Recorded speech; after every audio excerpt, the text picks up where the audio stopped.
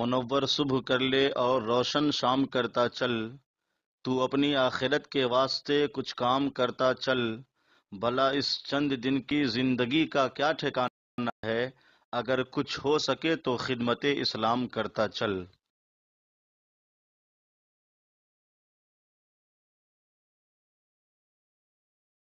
اب دوسرے پارے کے آخری رکوع کا آغاز ہے اور سورہ بقرہ کا رکوع نمبر 33 ہے۔ ارشاد فرمایا فلما فصل طالوت بالجنود، پھر جب طالوت لشکروں کو لے کر شہر سے جدا ہوئے،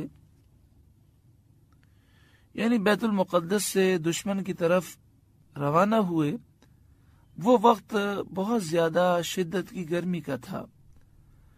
لشکریوں نے طالوت سے اس کی شکایت کی اور انہوں نے پانی طلب کیا۔ قال ان اللہ مبتلیکم بنہر، وہ بولا بے شک اللہ تمہیں ایک نہر سے آزمانے والا ہے۔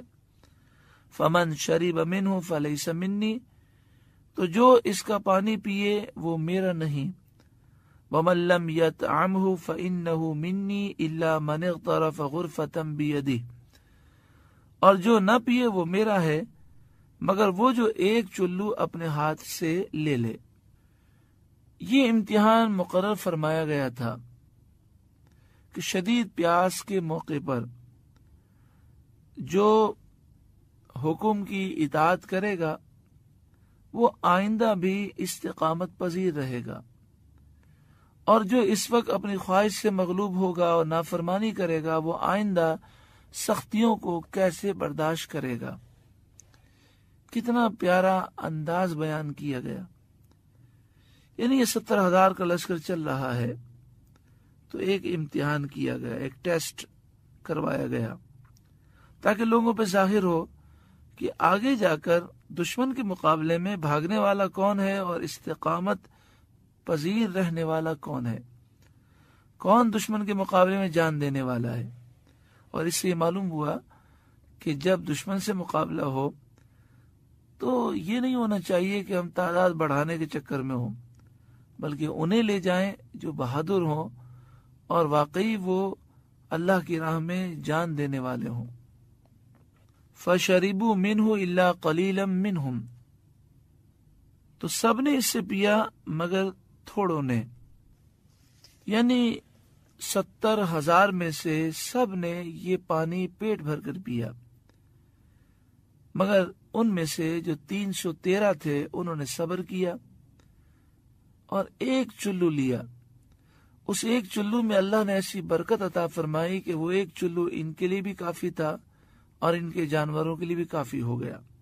پھر پورے سفر میں پیاس نہ لگی اور ان کے دل بھی مضبوط ہوئے، ان کے ایمان بھی مضبوط ہوئے، اور نہر سے سلامتی کے ساتھ وہ گزر گئے، اور جنہوں نے خوب پیا تھا ان کے ہونٹ کالے ہو گئے، پیاس اور بڑھ گئی اور وہ ہمت ہار گئے، وہ وہیں بیٹھ گئے، وہ آگے نہ چل سکے۔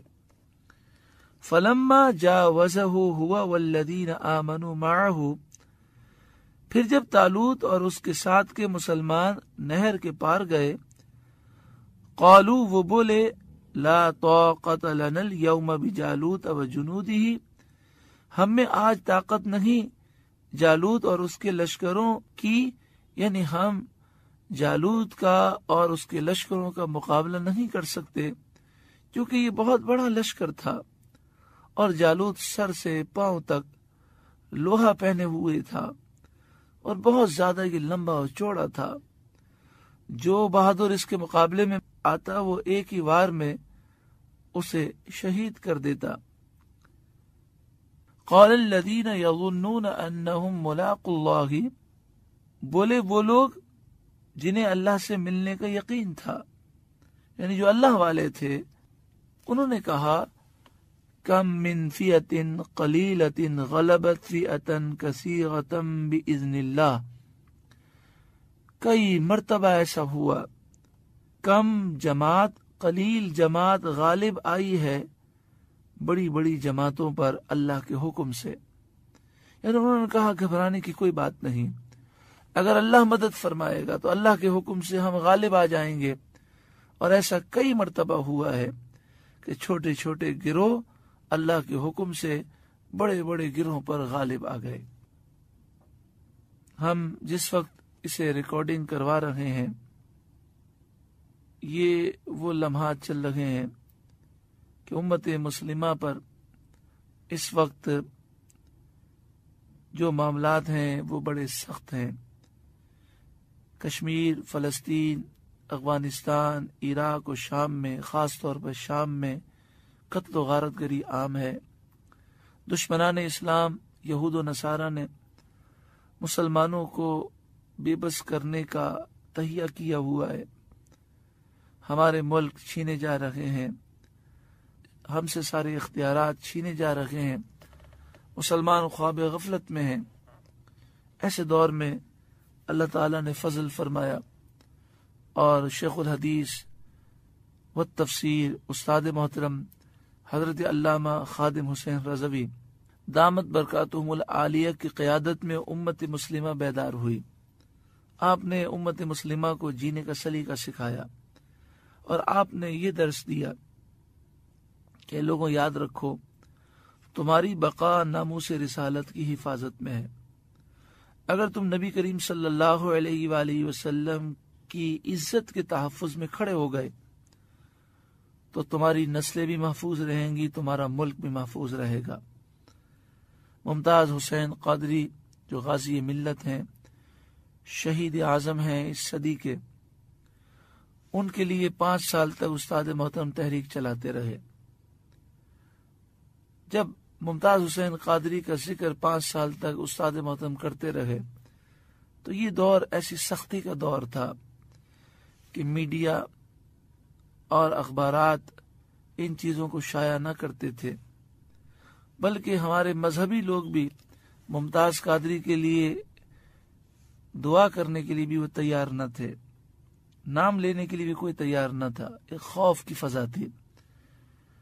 استاد محترم قلیل لوگوں کو لے کر چلے، اللہ نے ان قلیلوں کو کثیر پر غالب کیا اور ممتاز قادری کا مسئلہ پوری دنیا میں اجاگر ہوا۔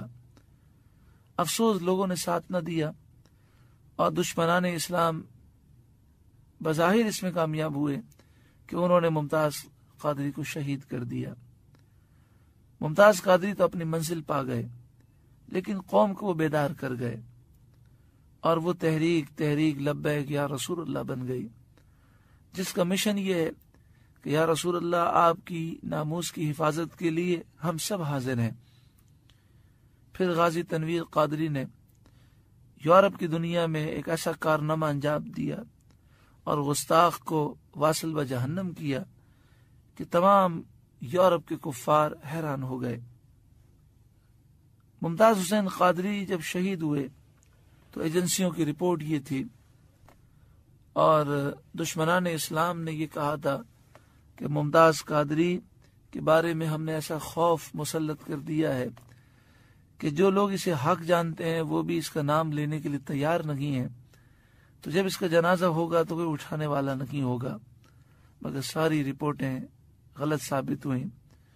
جب ممتاز قادری کا جنازہ ہوا راولپنڈی میں لیاقت باغ میں، تو وہ لیاقت باغ جسے بڑی بڑی سیاسی پارٹیاں کبھی بھر نہ سکیں، لیاقت باغ چھوٹا پڑ گیا اور میلوں تک جنازے کی صفیں بنی ہوئی تھیں۔ ایک رپورٹ کے مطابق 23 میل تک جنازہ پھیلا ہوا تھا اور 60 لاکھ سے زائد لوگوں نے نماز جنازہ ادا کی۔ خود اب ایجنسیوں کی رپورٹ ہے کہ ممتاز قادری کی شہادت کے بعد ایک دن جنازہ رکھا گیا اور لاکھوں لوگ آپ کے دیدار کے لیے آتے رہے۔ پھر آپ کی نماز جنازہ ہوئی۔ نماز جنازہ کے بعد وہ لوگ جو نماز جنازہ میں شریک نہ ہو سکے سویم تک ممتاز قادری کے مزار پر حاضری دیتے رہے اور وہ بھی لاکھوں کی تعداد میں تھے۔ تو آپ حیران ہوں گے، ایجنسیوں کی رپورٹ ہے کہ ان 3-4 دنوں میں لوگ راولپنڈی داخل ہوئے ممتاز قادری کے لیے اور باہر نکلے مختلف اوقات میں، تو یہ جو ٹرن اوور تھا یہ 2.5 کروڑ سے زائد تھا۔ دنیا حیران ہے کہ کس طرح لوگوں میں یہ جذبہ بیدار ہوا، تو یہ ایک اکیلے شخص نے، خادم حسین رضوی صاحب نے تمام علماء کو بیدار کیا، اور پھر پوری امت بیدار ہوئی، اور میڈیا کی پابندیوں کے باوجود، یہود و نصارہ کے پروپیگنڈے کے باوجود یہ ممتاز قادری کی شخصیت کو دبا نہ سکے۔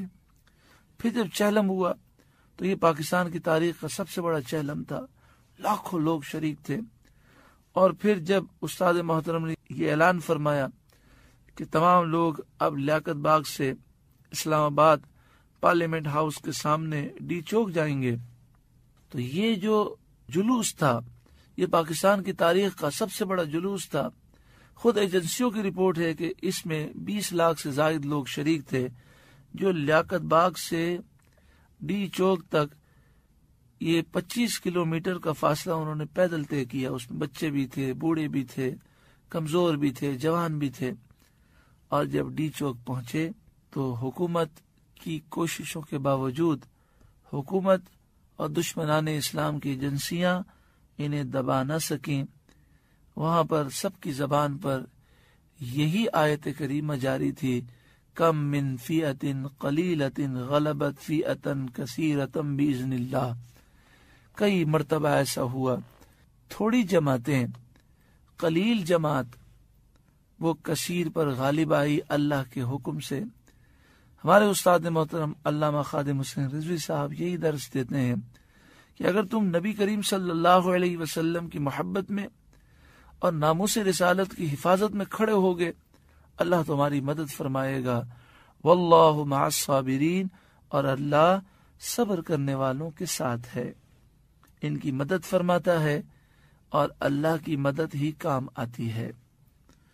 آگے ارشاد فرمایا وَلَمَّا بَرَزُوا لِجَالُوتَ وَجُنُودِهِ، پھر جب جالوت سامنے آیا اور اس کے کئی لشکر آ گئے سامنے، قالوا، تو وہ اللہ کے نیک بندے کہنے لگے، ربنا افرغ علینا صبرا، اے ہمارے رب ہم پر صبر انڈیل دے۔ یہاں فرمائے گا صبر انڈیل دے۔ اب دیکھیں اگر پانی اوپر سے انڈیل دیا جائے تو انسان پورا نہا جاتا ہے، تو جو صبر میں نہا جائے اسے پھر استقامت مل جاتی ہے۔ وَثَبِّتْ أَقْدَامَنَا، اور ہمارے پاؤں مضبوط کر دے کہ ہم میدان جنگ میں ایسے مضبوط ہو جائیں کہ جان جائے تو جائے، ہم پیچھے نہ ہٹیں۔ وَانصُرْنَا عَلَى الْقَوْمِ الْكَافِرِينَ، اور کافر لوگوں پر ہماری مدد کر، کافر لوگوں کے خلاف ہم کھڑے ہو جائیں، ہماری ایسی مدد فرما کہ کافر ذلیل و رسوا ہوں۔ فَهَزَمُوهُمْ بِإِذْنِ اللَّهِ، تو انہوں نے ان کو بھگا دیا اللہ کے حکم سے، انہیں شکست دے دی، کافروں کو، ظالموں کو شکست ہوئی۔ وَقَتَلَ داود جالوتا، اور داود نے جالوت کو قتل کیا۔ حضرت داؤد علیہ السلام کے والد عیشا طالوت کے لشکر میں تھے، اور ان کے ساتھ ان کے تمام بیٹے بھی تھے۔ حضرت داؤد علیہ السلام ان سب میں چھوٹے تھے، بیمار تھے، چہرے کا رنگ پیلا تھا، بکریاں چراتے تھے۔ جب جالوت نے بنی اسرائیل سے مقابلہ طلب کیا اور کہا کہ ہے کوئی مقابلے میں آنے والا، تو بنی اسرائیل اس کی طاقت اور اس کی جسامت دیکھ کر گھبرا گئے، کیونکہ وہ بڑا جابر، قوی، شہزور اور عظیم الجثہ قد آور تھا۔ طالوت نے اپنے لشکر میں اعلان کیا کہ جو شخص جالوت کو قتل کرے، میں اپنی بیٹی اس کے نکاح میں دوں گا اور آدھا ملک اس کو دوں گا، مگر کسی نے اس کا جواب نہ دیا، یعنی لوگوں پر اتنا خوف طاری تھا۔ تو طالوت نے اپنے نبی حضرت اشمویل علیہ السلام سے عرض کیا کہ بارگاہ الہی میں دعا کریں تاکہ اللہ تعالی ہمیں بتائے کہ میں کس کو اس کے مقابلے میں بھیجوں۔ آپ نے دعا کی تو بتایا گیا کہ حضرت داؤد علیہ السلام جالوت کو قتل کریں گے۔ طالوت نے حضرت داؤد علیہ السلام سے کہا تو حضرت داؤد علیہ السلام نے قبول فرما لیا اور جالوت کی طرف روانہ ہو گئے۔ اب آمنے سامنے ہو گئے۔ حضرت داؤد علیہ السلام اپنے دستے مبارک میں فلاخن لے کر مقابل ہوئے، اس میں آپ نے پتھر رکھا تھا۔ جالوت کے دل میں آپ کو دیکھ کر خوف پیدا ہو گیا، مگر اس نے باتیں اس طرح کی کہ جیسے وہ آپ سے نہیں ڈر رہا، اور بہت تکبر کا اس نے اظہار کیا اور اپنی قوت سے آپ کو مغلوب کرنا چاہا۔ آپ نے فلاخن میں پتھر رکھ کر مارا، وہ اس کی پیشانی کو توڑ کر پیچھے سے نکل گیا اور جالوت مر کر گر گیا۔ حضرت داؤد علیہ السلام نے اس کو لا کر طالوت کے سامنے ڈال دیا۔ تمام بنی اسرائیل خوش ہوئے، اور طالوت نے حضرت داؤد علیہ السلام کو آدھا ملک بھی دیا اور اپنی بیٹی کا آپ کے ساتھ نکاح کر دیا۔ ایک مدت کے بعد طالوت نے وفات پائی تو تمام ملک پر اللہ تعالیٰ نے حضرت داؤد علیہ السلام کو بادشاہت عطا فرمائی۔ وَآتَاهُ اللَّهُ الْمُلْكَ وَالْحِكْمَةَ، اور اللہ نے اسے یعنی داؤد کو سلطنت اور حکمت عطا فرمائی۔ وَعَلَّمَهُ مِمَّا يَشَاءُ، اور اسے جو چاہا سکھایا۔ یعنی اللہ تعالیٰ نے آپ کے لیے لوہے کو موم کر دیا۔ جب آپ لوہا ہاتھ میں پکڑتے تو موم کی طرح وہ نرم ہو جاتا۔ آپ کو لوہے کی جیکٹ زرہ بنانا سکھایا۔ جانوروں کا کلام آپ کو سکھایا گیا، آپ جانوروں کی بولیاں سمجھتے ہیں۔ پہاڑ آپ کے ساتھ ذکر کرتے۔ وَلَوْلَا دَفْعُ اللَّهِ النَّاسَ بَعْدَهُمْ بِبَعْضٍ لَفَسَدَتِ الْأَرْضُ، اور اگر اللہ لوگوں میں بعض سے بعض کو دفع نہ کرے تو ضرور زمین تباہ ہو جائے۔ وَلَكِنَّ اللَّهَ ذُو فَضْلٍ عَلَى الْعَالَمِينَ، مگر اللہ سارے جہاں پر فضل کرنے والا ہے۔ یعنی اللہ تعالی نیک لوگوں کے صدقے میں دوسروں کی بلائیں اور مصیبتیں بھی دور فرماتا ہے۔ جمع الجوامع جو حضرت امام جلال الدین سیوطی علیہ رحمہ کی کتاب ہے، اس میں حدیث نمبر 5451 اور کنز العمال حدیث نمبر 24654، نبی کریم صلی اللہ علیہ وآلہ وسلم نے ارشاد فرمایا، بے شک اللہ تعالی نیک مسلمان کی وجہ سے اس کے قرب و جوار میں بسنے والے 100 گھرانوں سے مصیبت کو دور فرما دیتا ہے۔ پھر نبی کریم صلی اللہ علیہ وسلم نے یہ آیت مبارکہ تلاوت فرمائی، وَلَوْلَا دَفْعُ اللَّهِ النَّاسَ بَعْدَهُمْ بِبَعْضٍ لَفَسَدَتِ الْأَرْضُ، اور اگر اللہ لوگوں میں بعض سے بعض کو دفع نہ کرے تو ضرور زمین تباہ ہو جائے۔ سبحان اللہ، نیک لوگوں کا قرب بھی فائدہ پہنچاتا ہے، زندگی میں بھی اور بعد انتقال بھی۔ اسی لیے اللہ کے نیک بندے یہ پسند کرتے ہیں کہ جب ہمارا انتقال ہو جائے تو کسی ولی کے مزار کے قریب میں ہمیں دفن کی جگہ مل جائے، اور ہر خوش نصیب یہ تمنا رکھتا ہے کہ کاش ہمیں جنت المالا ملے، جنت البقیع ملے، کہ جہاں ہزاروں صحابہ موجود ہیں، اہل بیت موجود ہیں، بزرگان دین ہیں، اور سرکار دو عالم صلی اللہ علیہ وسلم کا بھی قرب ہے۔ دعا فرمائے اللہ تعالی ہمیں ایمان کی سلامتی عطا فرمائے، اور جب ہمیں موت آئے تو ایمان و عافیت پر آئے، شہادت نصیب ہو، مدینہ منورہ میں ہو، سرکار دو عالم صلی اللہ علیہ وسلم کے قدموں میں ہو، اور اللہ ہمیں جنت البقیع عطا فرمائے، اور جنت الفردوس میں پیارے آقا صلی اللہ علیہ وآلہ وسلم کا پڑوس عطا فرمائے۔ اب اس پارے کی آخری آیت ہے، دعا فرمائے اللہ تعالی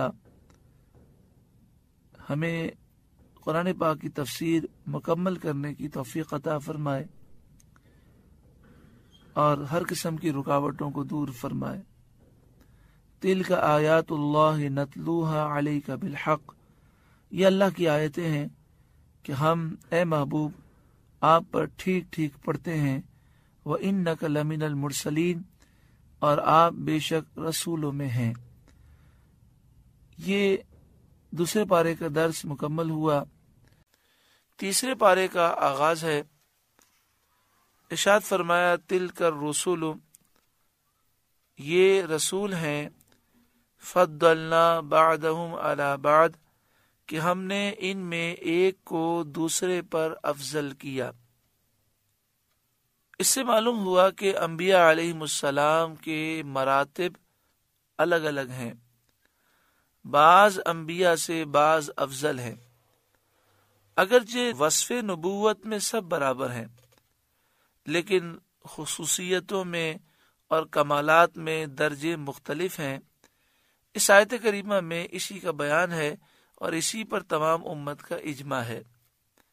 بالکل واضح آیت ہے کہ نبیوں میں بعض کے درجے بعض سے افضل ہیں، بلند ہیں۔ اگر کوئی اس آیت کو نہیں مانتا اور کہتا ہے کہ سب نبی درجے میں برابر ہیں، کسی کو کسی پہ فضیلت حاصل نہیں، تو وہ قرآن کی آیت کا منکر ہے، اور قرآن کی آیت کا انکار کرنا کفر ہے۔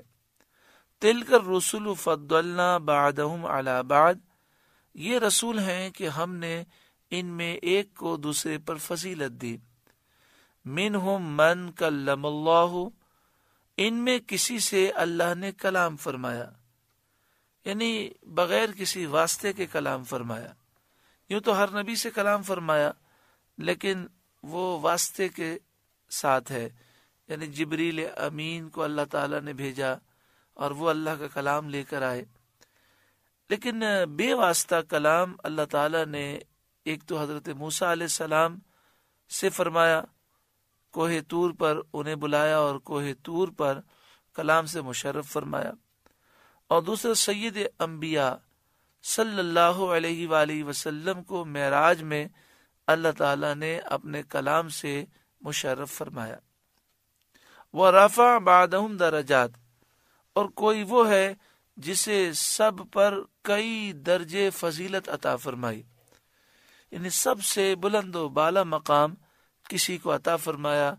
اس سے مراد عاقد جہاں صلی اللہ علیہ وآلہ وسلم کی ذات ہے کہ اللہ تعالیٰ نے ساری مخلوق میں سارے نبیوں، سارے رسولوں، سارے فرشتوں سے بلند و بالا مقام اپنے محبوب صلی اللہ علیہ وآلہ وسلم کو عطا فرمایا۔ اس پر تمام امت کا اجماع ہے اور کئی حدیثوں سے یہ بات ثابت ہے۔ اس آیت کریمہ میں نبی اکرم صلی اللہ علیہ وآلہ وسلم کے سب سے بلند مرتبے کا ذکر ہے، اور نام مبارک کا یہاں ذکر نہیں کیا گیا۔ اس میں بھی نبی اکرم صلی اللہ علیہ وآلہ وسلم کی شان کا اظہار مقصود ہے۔ آپ کی شان یہ ہے کہ جب یہ کہا جائے کہ وہ نبی جو سب سے افضل ہے، تو کسی اور کا خیال نہیں آتا، صرف اور صرف نبی اکرم صلی اللہ علیہ وآلہ وسلم کا خیال آتا ہے۔ یعنی یہ بات بتانے کے لیے آپ تعارف کے محتاج نہیں ہیں، ساری دنیا کے سارے صالحین اور جو سمجھ رکھتے ہیں وہ اس بات کو جانتے ہیں کہ اللہ نے سب سے بلند و بالا مقام اپنے محبوب کریم صلی اللہ علیہ وآلہ وسلم کو عطا فرمایا۔ نبی اکرم صلی اللہ علیہ وآلہ وسلم کے کمالات، جن میں آپ تمام انبیاء پر افضل ہیں، اور ان کمالات میں کوئی آپ کا شریک نہیں ہے، وہ بے شمار ہیں۔ قرآن مجید فرقان حمید میں جب یہ ارشاد ہوا کہ کئی درجے اللہ نے بلندی عطا فرمائی، تو جب درجوں کا شمار قرآن میں ذکر نہیں فرمایا تو اب کون حد لگا سکتا ہے؟ آپ صلی اللہ علیہ وآلہ وسلم کے بے شمار کمالات میں سے چند کمالات یہ بیان کیے گئے کہ آپ کی رسالت عام ہے، تمام کائنات کا ذرہ ذرہ آپ کی امت ہے، تمام فرشتے، تمام انبیاء، تمام رسول، ساری مخلوق آپ کی امتی ہیں، تمام نبی نبی بھی ہیں اور محبوب کریم صلی اللہ علیہ وآلہ وسلم کے امتی بھی ہیں۔ اللہ تعالیٰ نے ارشاد فرمایا وما ارسلناک الا کافۃ للناس بشیرا ونذیرا، ہم نے آپ کو سارے لوگوں کے لیے بشیر اور نذیر بنا کر بھیجا۔ دوسری آیت میں فرمایا لیکون للعالمین نذیرا، تاکہ آپ سارے جہاں والوں کے لیے نذیر ہو جائیں، ڈر سنانے والے ہو جائیں۔ مسلم شریف کی حدیث میں ارشاد فرمایا مجھے ساری مخلوق کی طرف نبی بنا کر بھیجا گیا، آپ پر نبوت ختم کی گئی۔ قرآن پاک میں آپ کو خاتم النبیین فرمایا گیا، آپ آخری نبی ہیں۔ حدیث پاک میں ارشاد فرمایا ختم بی النبیون، میں آخری نبی ہوں۔ اللہ تبارک و تعالی نے آپ کو سارے نبیوں کے آخر میں مبعوث فرمایا۔ کئی روشن آیتیں اور کئی روشن معجزات میں آپ کو تمام انبیاء پر افضل فرمایا، آپ کی امت کو تمام امتوں پر افضل کیا گیا۔ شفاعت کبریٰ اللہ تعالیٰ نے آپ کو عطا فرمائی، کل بروز قیامت سب سے پہلے آپ ہی شفاعت کریں گے اور دیگر انبیاء شفاعت کریں گے تو آپ کے صدقے و طفیل سب سے پہلے جنت کا دروازہ آپ کھولیں گے۔ قرب خاص معراج میں اللہ نے آپ کو عطا فرمایا، علمی اور عملی کمالات میں آپ کو سب سے اعلیٰ کیا، اور اس کے علاوہ بے حد و شمار آپ کو اللہ تعالی نے فضیلتیں عطا فرمائی۔ آگے ارشاد فرمایا وَآتَيْنَا عِيسَى ابْنَ مَرْيَمَ الْبَيِّنَاتِ، اور ہم نے مریم کے بیٹے عیسیٰ کو کھلی نشانیاں دیں، وہ مردوں کو زندہ کرتے، بیماروں کو تندرست کرتے، مٹی سے پرندہ بناتے اور اس میں روح ڈالتے، اور غیب کی خبریں دیتے اللہ کے اذن سے۔ وَأَيَّدْنَاهُ بِرُوحِ الْقُدُسِ، اور پاکیزہ روح سے ان کی مدد کی، یعنی جبریل امین کے ذریعے آپ کی مدد فرمائی۔ جبریل امین ہمیشہ آپ کے ساتھ رہتے تھے۔ 33 سال تک حضرت عیسیٰ علیہ السلام دنیا میں جلوہ افروز رہے، پھر آپ آسمانوں کی طرف بلند ہوئے۔ ان 33 سالوں میں جبریل امین ہر وقت آپ کے ساتھ رہتے۔ وَلَوْ شَاءَ اللَّهُ مَا اقْتَتَلَ الَّذِينَ مِن بَعْدِهِم مِّن بَعْدِ مَا جَاءَتْهُمُ الْبَيِّنَاتُ، اور اگر اللہ چاہتا تو ان کے بعد والے آپس میں نہ لڑتے بعد اس کے کہ ان کے پاس کھلی نشانیاں آ چکیں۔ وَلَٰكِنِ اخْتَلَفُوا، لیکن وہ تو مختلف ہو گئے۔ فَمِنْهُمْ مَنْ آمَنَ، ان میں کوئی ایمان پر رہا، وَمِنْهُمْ مَنْ كَفَرَ، اور کوئی کافر ہو گیا۔ یعنی انبیاء کے معجزات دیکھنے کے بعد یہ اختلاف نہ کرتے، لیکن انہوں نے اختلاف کیا، اور انبیاء سابقین کی امتیں ایمان و کفر میں مختلف ہو گئیں۔ ایسا نہ ہوا کہ سب لوگ اللہ کے فرمانبردار رہتے، انبیاء کے ماننے والے انبیاء کے وصال ظاہری کے بعد عقائد میں مختلف ہو گئے، کچھ حق پر قائم رہے اور اکثر نے کفر اختیار کیا۔ وَلَوْ شَاءَ اللَّهُ مَا اقْتَتَلُوا، اور اگر اللہ چاہتا تو وہ نہ لڑتے۔ وَلَٰكِنَّ اللَّهَ يَفْعَلُ مَا يُرِيدُ، مگر اللہ جو چاہے وہ کرتا ہے۔ اس کے ملک میں اس کی مشیت کے خلاف کچھ نہیں ہو سکتا، اور یہی اللہ کی شان ہے۔ یہاں پر اس بات کو سمجھنا چاہیے، اللہ تعالیٰ نے دنیا کو دار العمل بنایا، یہ دار الجزا نہیں ہے، اس میں ڈھیل دی گئی، جو برا کام کر رہے ہیں انہیں بھی مہلت دی گئی۔ اگر اللہ تعالیٰ چاہتا تو برے کام کرنے کی مہلت ہی نہ ہوتی، کوئی برا کام کرنے جاتا تو روک دیا جاتا۔ مثلا کوئی زبان سے جھوٹ بولنے کا ارادہ کرتا تو زبان بند ہو جاتی، گناہ کی طرف پاؤں اٹھاتا تو پاؤں پر فالج پڑ جاتا۔ اللہ تعالیٰ چاہتا تو ایسا ہو جاتا، لیکن اللہ تعالیٰ نے چاہا کہ اس دنیا کو میں دارالعمل بناؤں، تو اللہ تعالیٰ نے اس دنیا کو دارالعمل بنایا۔ اچھا کام کرنے اور برا کام کرنے کا ایک طرح کا اختیار ہمیں دیا گیا، اور یہ فرمایا گیا کہ جو اچھا کام کرے گا اس کے لیے اچھا صلہ ہے، جو برا کام کرے گا اس کا انجام برا ہے۔ اصل جو جزا ہے، اصل جو ثواب اور سزا ہے وہ آخرت میں ہے۔ ہاں دنیا میں یہ ضرور ہوتا ہے کہ انسان نیک اعمال اختیار کرتا ہے تو اس سے دنیا میں بھی برکتیں ملتی ہیں، سکون، چین، اطمینان نصیب ہوتا ہے۔ الحمدللہ سورہ بقرہ کا رکوع نمبر 33 مکمل ہوا اور تیسرے پارے کا پہلا رکوع مکمل ہوا۔ اللہ تعالیٰ اس رکوع کے نور سے ہم سب کو روشن و منور فرمائے۔